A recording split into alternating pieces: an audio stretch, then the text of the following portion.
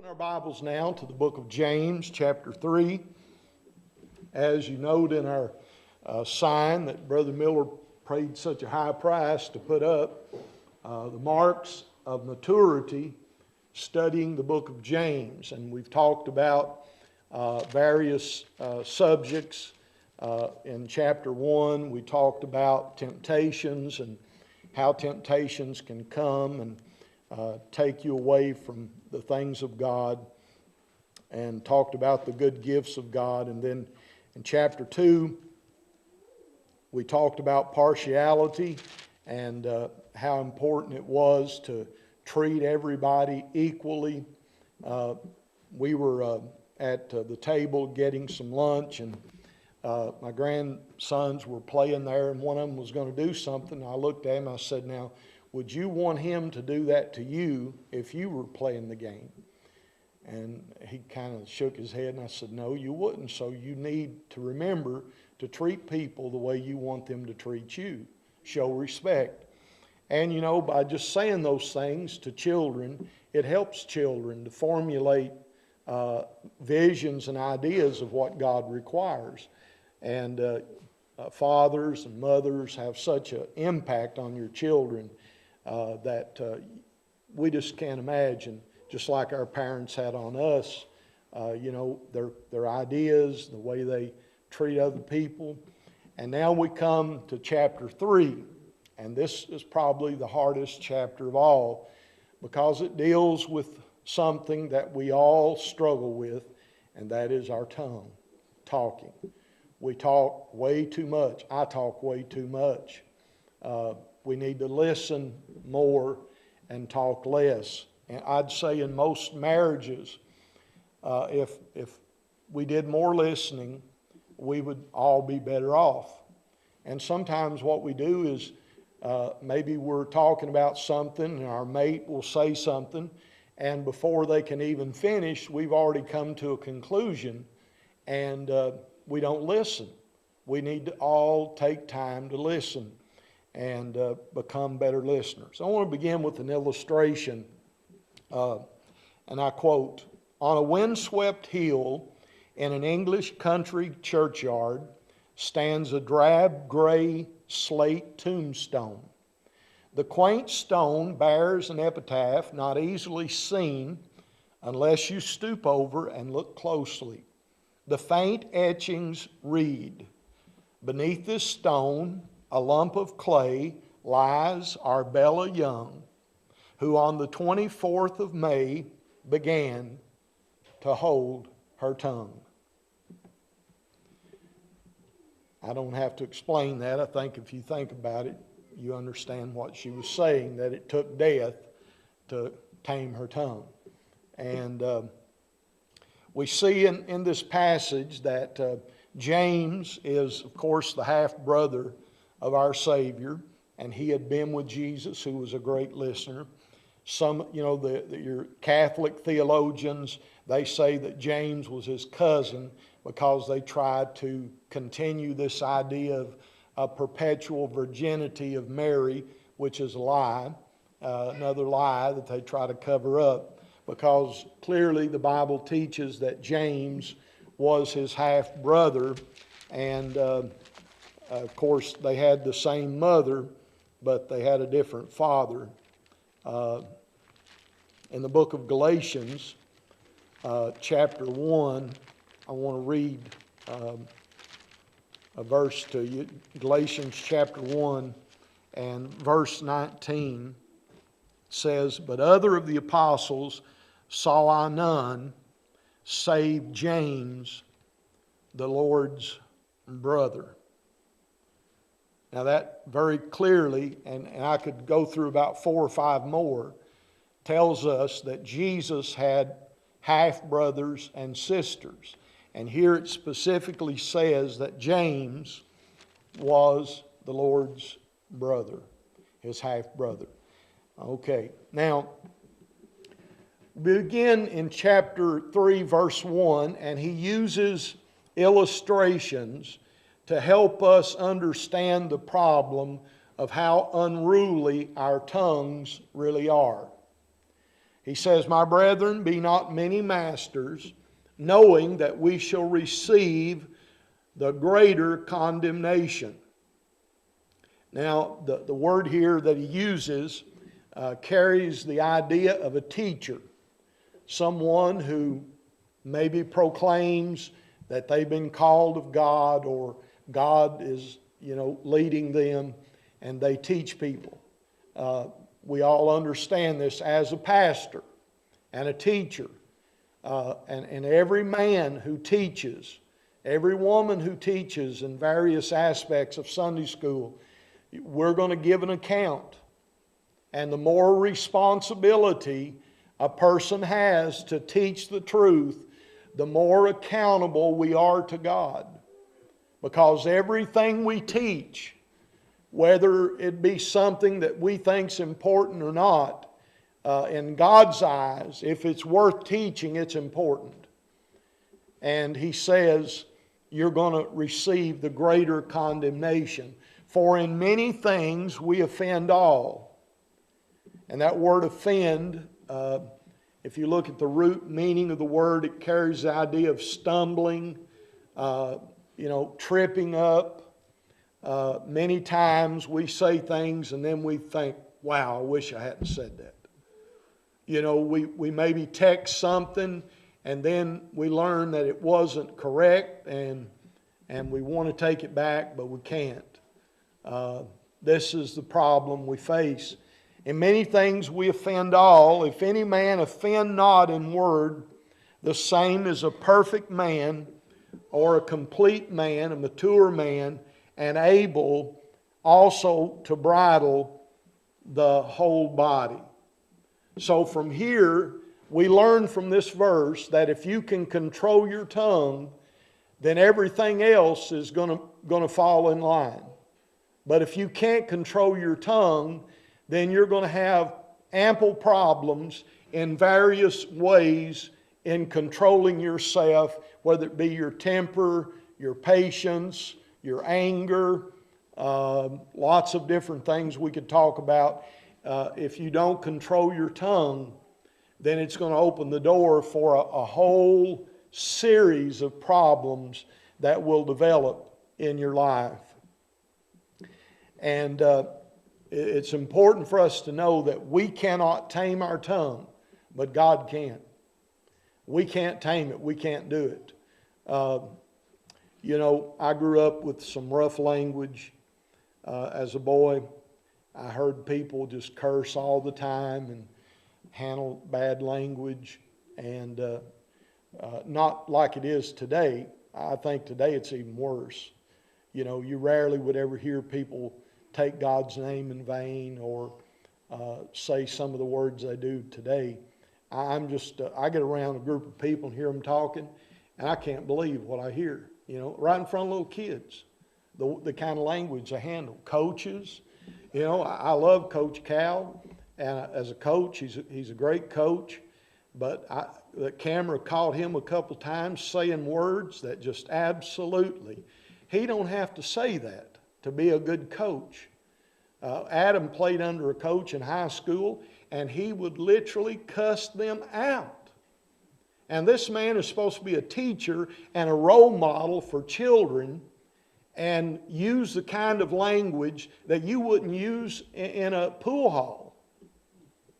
And they think that's okay. It's not okay. The things that come out of your mouth tell what's in your heart. So if you don't control this little thing right here, then you're not going to control this thing here. Because what's in your heart is coming out of your mouth and your actions. And, I'm not just picking on the coach, but I know in my own life that I have to be very careful with my tongue, and because it's so critical. Now, he talks about verse 4. He says, able to bridle the whole body. Now he uses equestrian language, just right down Tori's alley, talking about horses. I was born and raised with horses and mules, cattle, livestock. Milked a cow, After I got it big enough, milked it every morning. My grandpa in the afternoon, gathered eggs. That's the way I was raised. When I was big enough to walk, I was riding a mule, holding the hanes while my grandpa plowed the fields. When I was big enough to walk, I can remember being thrown off of a mule when I was only 3 or 4. But horses were my life. And I can tell you this, a bridle is so important in controlling a horse.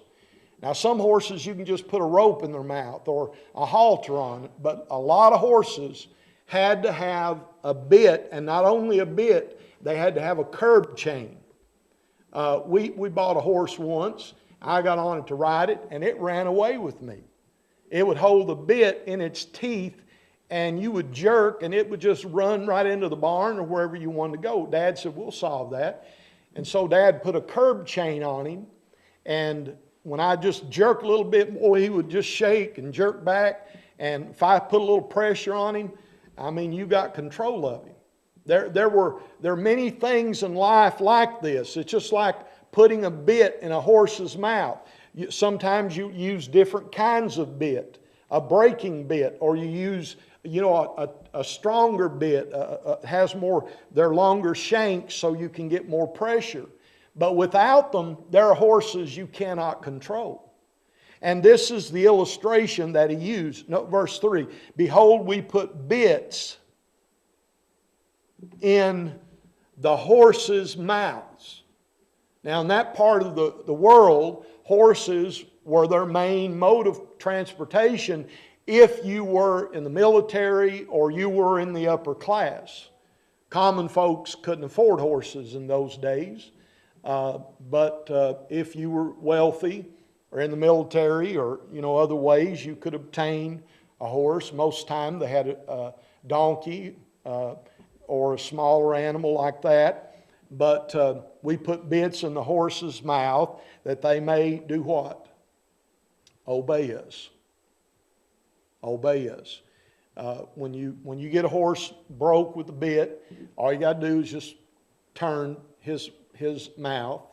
Now, some of the cowboys that ride quarter horses, they will hold the reins with one hand, and they will turn the horse from side to side by the pressure of the rein on the neck. But normally, you're riding a horse and you're holding the reins in your hands, and you pull this way and he goes this way. You pull this way and he goes that way. You pull back and he stops. And learning to use that bit is one of the most critical things. When I was trying to teach the girls how to ride, they'd get on the horse and just start pulling back on that bit, and that horse would, just about breaking his jaw, and him jumping and bucking. I said, children, let the reins loose. And they'd just, but Dad, get us. And they'd pull on that rein, and the horse didn't know what to do. Because if you're breaking his jaw, he's just trying to get relief. So this is the illustration to us. Notice in verse 3, he says, we put a bit in their mouths that they may obey us. And then notice, and we turn about their whole body. A good horseman can use the bit to keep a horse from even being able to buck. If a horse tries to buck, you pull and make him go in circles, and he can't buck. And so you control the whole horse by the bit in his mouth. And that's the illustration that God uses in our life. The tongue is like a bit in the mouth of a horse or the rudder on a ship. It leaves us with the question, who or what holds the reins, or who or what directs the rudder of our life? Some people have no hand on the reins or the rudder, and they say whatever comes to their mind. Others direct their tongues from their emotions or from the carnal nature. James points out that if we have the Spirit of God, He will work through us to make us into a new person. We have the hands of God who are at the reins and at the rudder of our tongue and controlling it so that we obey. Now he says in verse 4, behold also the ships, which though they be so great, and are driven of fierce winds, yet are they turned about with a very small helm, whithersoever the governor listeth. Now he's using language of the mariner, the person who sails, the sailor. I've never sailed a sailboat, never been on one. I've done a lot of canoeing with a sail. When you learn to canoe, you get the person in the back who knows how to control the canoe, or you end up going like this. And the way you learn to row a canoe is you find out, look and see the furthest point, pick out a point like a rock or a tree, and then you keep your eye on that, and then you backwater and keep the canoe straight for the least amount of resistance. Takes a while to learn how to paddle a canoe, use a J stroke so that you keep it in line. And one time we almost went over a big waterfall up in Canada because I let a fella get in the back who didn't know how to handle the canoe, and we were just going around in circles and ready to go over a 100-foot waterfall. But the Lord spared us. So this is the language he talks about. The rudder, you know, on most motorboats you've got a motor, and you turn that motor, and wherever that boat turns, it turns the whole vessel. And the big ships, they have different types of rudders and motors and that control the directions, and this is the illustration he uses. So there are two illustrations, the illustration of the animal and the ship, and both are controlled by small objects. In this illustration, just think about this. A huge fire in a forest can set out destruction by just a very small spark.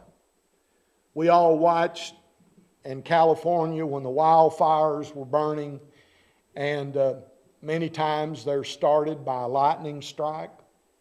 They find that a lot of fires are started when someone's smoking and flips their cigarette out the window, or a campfire where they didn't put it out. It's easy to do. So it is with our tongue. We have to make sure that we put out the fire, that we control the tongue by the grace of God, because you can keep your family in an uproar by just simply running off at the mouth. You come in and you start complaining, or you tell your wife that this is not right and this is not right and you ought to do this, and you do all that stuff. Well, you just totally destroy the whole atmosphere. And, Proverbs tells us about how a woman who nags at her husband, constantly nagging him, it's better to be alone. It compares it to the water dripping from a leaky roof. Constantly nagging. Nobody wants that.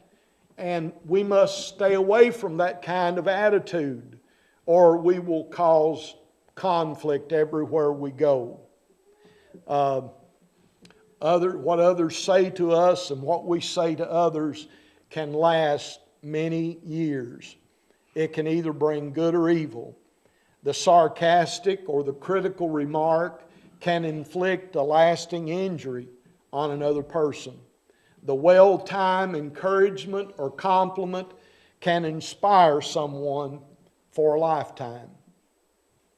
There have been people in my life who have said just something very small, but when I think back on my life, what they said had a huge impact upon me. I remember my grandpa, when I was little, he would come in and if I wasn't doing what he wanted, he'd say, "Son, you ain't going to be worth a plug nickel." And, he was always saying that. And one day he came in, Grandma said, "If you say that again, that boy, I'm going to slap you." And finally he quit doing it. But he was always picking at me. And he'd tell me to cut a tree down, give me an axe, and if I didn't do it right, he would be all over me. But I was only a little fella. I didn't know he needed to teach me. And but when we speak to our children, our grandchildren, we ought to be careful about saying derogatory words that put them down and make them feel useless and as if they're not valuable, because they are, and God wants us to lift them up. Now, there are times for discipline, and there are times we have to use hard words, but they need to be prayed over and planned well so that we don't do more damage than harm, or more damage than good. Proverbs speaks of the person who doesn't consider the destructive power of his words. And he says he's like a madman who's just throwing brands of fire and arrows of death. And if you deceive your neighbor with these words, it's not good. Turn with me real quickly to Proverbs 26. Proverbs 26, I'd like to read verse 18 and verse 19. Proverbs 26, it says, this chapter is full of encouragement. As a madman who casteth firebrands. Remember, that's what Samson did when he set the foxes' tails on fire and they burned up the crops of all the farmers. As a madman who casteth firebrands, arrows, and death, so is the man that deceiveth his neighbor and saith, am not I in sport, or am I not joking or jesting? You know, I've had people come up and say something to me that was really hurtful, and then they'd start laughing. They'd say, I was just joking. And you think, well, were they joking or did they really mean it? Because it hurt.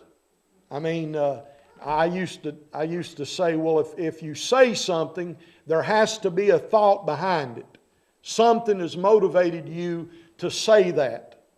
Is it a valid claim, or is it just something that may be something important to you? Maybe it's not important to the other person, but we have to be very careful about the way we use our language. And James makes this abundantly clear. James isn't telling us to never speak or take a vow of silence. Some people think that, well, what you ought to do is just be like a monk and go somewhere and never talk and never speak. But that's not what this is telling us to do. True self-control over the tongue is like the bridle or the rudder and the fire that can do tremendous good when they are controlled properly. We have controlled burns that we do in order to keep the forest from becoming a raging inferno. If you do these good burns that are planned, it helps. So the fire can do good in many ways. And the tongue can do good in many ways if it's controlled. Notice he says in verse 5, even so the tongue is a little member, and boasteth great things. Behold how great a matter a little fire kindleth. Remember in the Old Testament that they could put their children to death who cursed their parents. They would go out, and the stoning was called, in those days, they referred to it as stoning or lapidation. And they would go out, and the parent would cast the first stone, and then everybody in the community would cast a stone, and they would stone the children that would use language that cursed their parents or cursed God. Imagine if they did that today. But we're killing all of our children through abortion. So, that's why we've got such an area without population, because we're murdering our children through abortion. And but he goes on, he says, and the tongue is a fire, a world of iniquity, so is the tongue among our members, that it, notice, it defileth the whole body. You ever notice when maybe you say something that you shouldn't say, how bad you feel? You just get convicted and you feel like, I did something very bad. And you feel so bad, you hurt, and it takes you a while to get over that. Because, you're a child of God. And when you speak this way, James says it defiles the whole body and setteth on fire the course of nature, and it is set on fire of hell. In the Psalm 73, talks about walking through the earth and facing the heavens, and it can run the world over and bite at everybody, being as sharp as a razor, that instead of shaving the hair, it cuts the throat. And Psalm 52:2, it is made in the shape of a sword, and David felt it as a sword in his bones. And Psalm 42:10, it is thin, broad, and long, as an instrument most fit to empty both speakers' and hearers' hearts. It is of a flame color and apt to set on fire the whole wheel of nature, says Trapp. So in the multitudes of words, sin is not lacking, but he who restrains his lips is wise. The tongue of the righteous is called choice silver. The heart of the wicked is worth little. The lips of the righteous will feed many, but fools will die for the lack of wisdom. Study Proverbs 10, verses 19 through 21. It also talks about anxiety in the heart of man will cause him to be depressed, but a good word will make him glad. Somebody can get up in the morning and say good morning and how are you doing, and say something nice and you feel good, but somebody can get up and just start saying bad stuff and discouraging you, and it just almost ruins your day because it affects the whole body. In fact, in Proverbs 18:21, it says, death and life are in the power of the tongue, and those who love it, I'm paraphrasing, will eat its fruit. Every kind of beast and bird has been tamed by mankind. Notice verse 7. For every kind of beast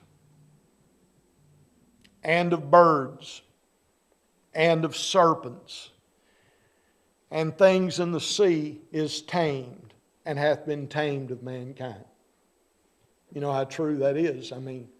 You take all kinds of elephants. You imagine an elephant, weighs tons. And they train these elephants from when they're born. And a man gets on them, and with his feet and a stick, he can direct that elephant, and it'll work all day and do what he says. They train lions, tigers. You take a tiger that can weigh 500-600 pounds, that could pounce on you and tear you up in minutes.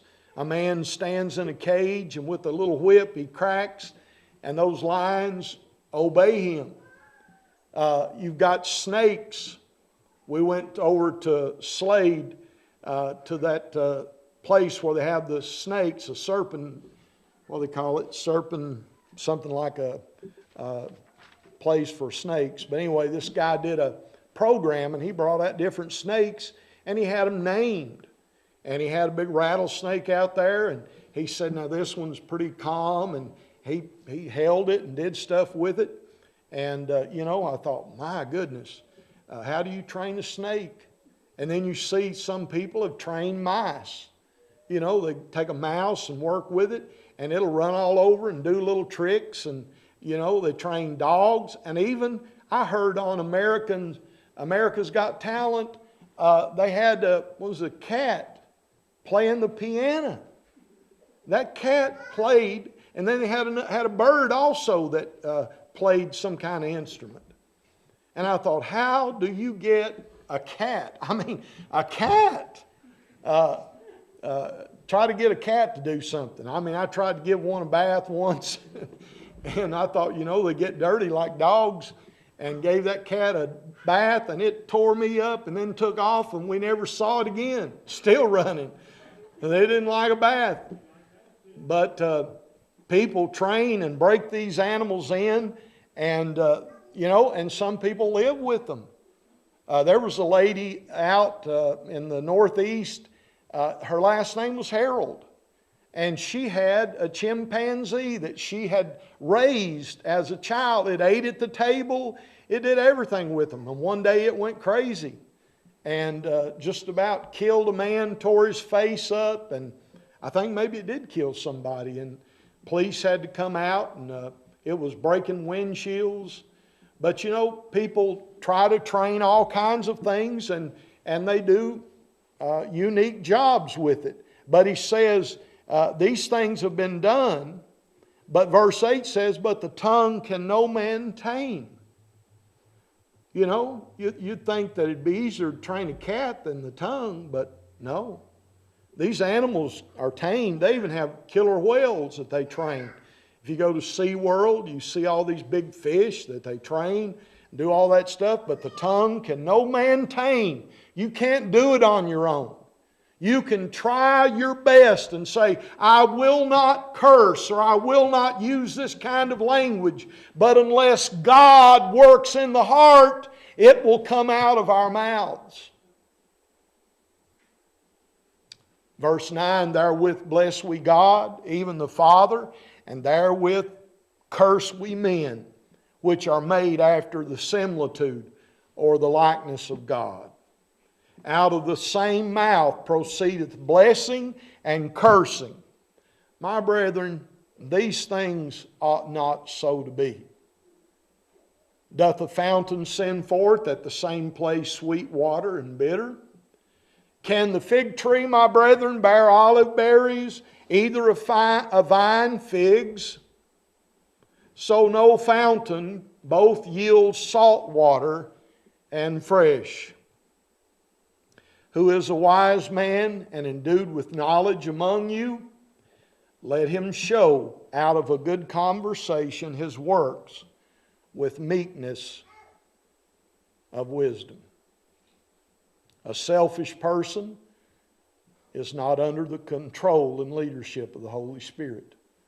When we're arrogant and full of pride, we're not controlled by the Holy Spirit. We're operating in the flesh. This wisdom descendeth not from above, but is earthly, it is sensual, it is devilish. Now, I don't know how you can get any straighter than that. The human spirit has incredible capacity for sacrifice and self-control. Sometimes we hear a desperate story of how someone was able. I remember a man was out maybe in Arizona, and he was hiking through a canyon, and he somehow a rock fell and trapped him by his leg, and he took an old pocket knife and cut his leg off because he was going to lay there for weeks and weeks and nobody find him.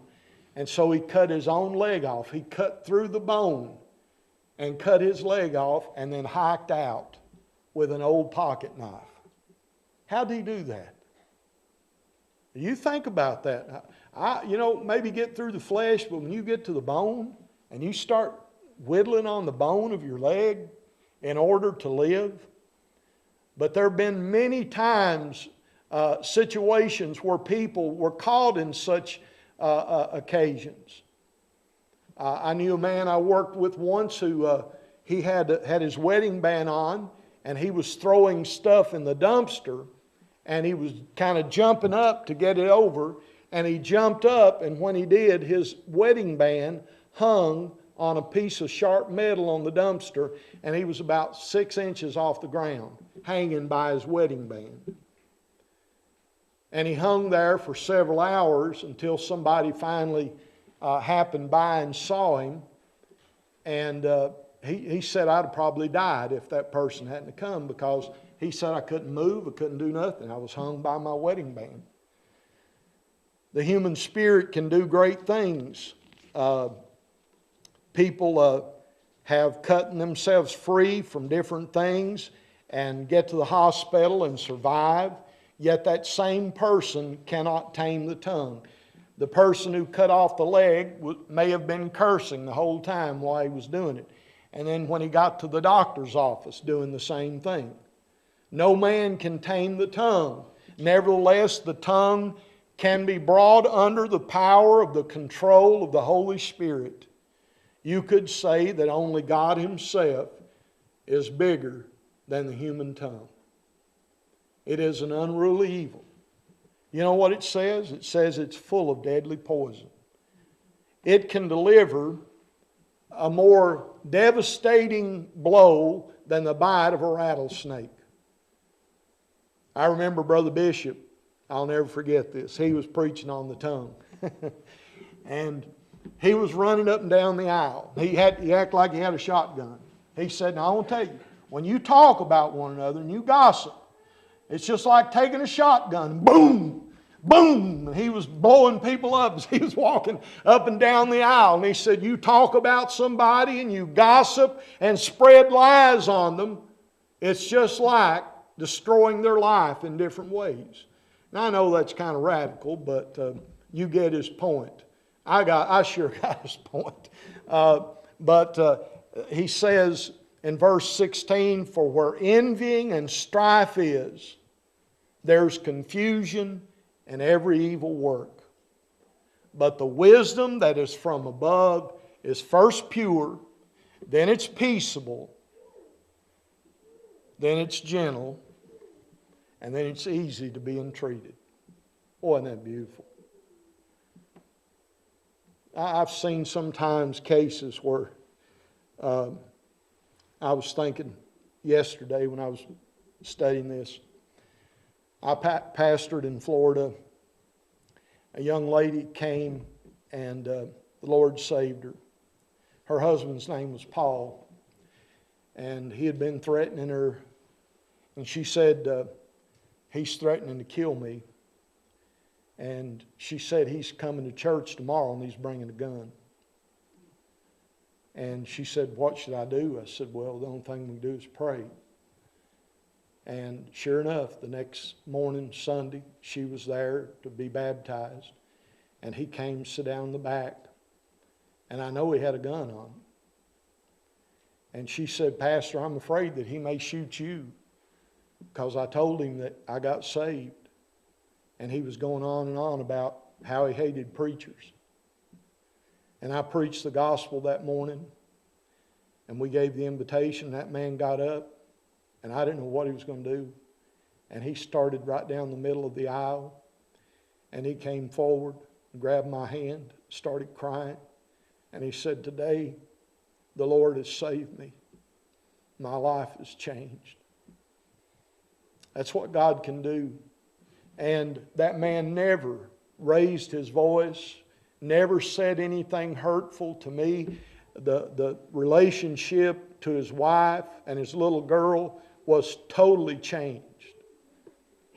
And I remember that whole time that I was there, how much Paul grew and how the grace of God worked in his life. That's what the power of God can do in changing people. But the wisdom that is from above is first pure, then it's peaceable, then it's gentle, then it's easy to be entreated. It's full of mercy and good fruits, without partiality and without hypocrisy. And the fruit of the righteousness, the fruit of righteousness is sown in peace of them that make peace. He's told us that no spring yields both fresh and salt water at the same time. And a fig tree does not bear the same kind of fruit as the olive.